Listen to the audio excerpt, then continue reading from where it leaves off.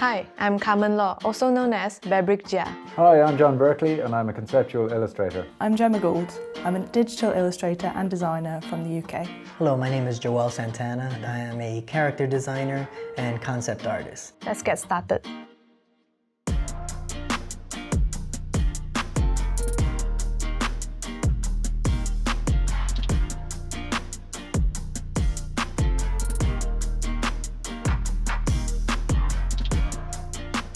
In this lesson, I will show you how to block out a portrait with rough shadows and highlights. Here, you can find not only my brushes, the light comes from around 45 degrees from the front top.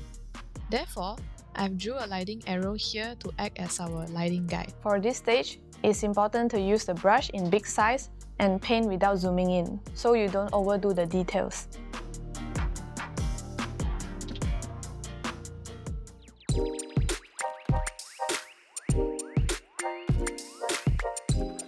I'm going to share with you what my favorite digital painting brushes are in Photoshop. With this brush, once you get used to it, it really feels like something that you drew on paper. It feels very, very natural for drawing. Let me use another one before I move on to the next. So the Perfect Pencil 2 by Kyle. This is a really nice brush if you're trying to blend. And same thing with this one, a nice texture, but it feels a little bit more pastel-y. Try to make sure that you use one that works for what you're trying to work on.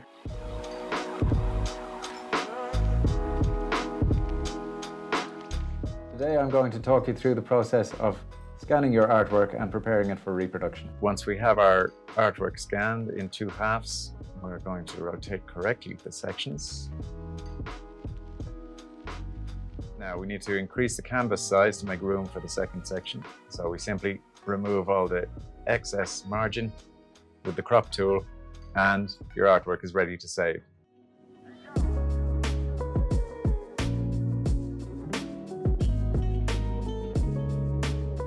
In this short tutorial, I'm going to show you a few keyboard shortcuts to use when creating digital illustrations in Photoshop.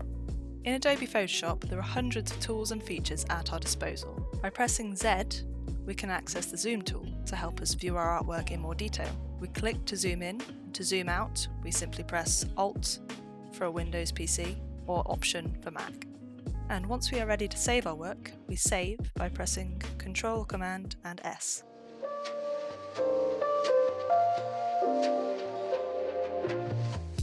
I'm going to show you my rendering techniques and some of my brushes and brush settings that I frequently use. Now let's add some reflection light to the eyes. Let's set the brush back to normal. Select the color here. For reflection, it will be slightly brighter and low saturation.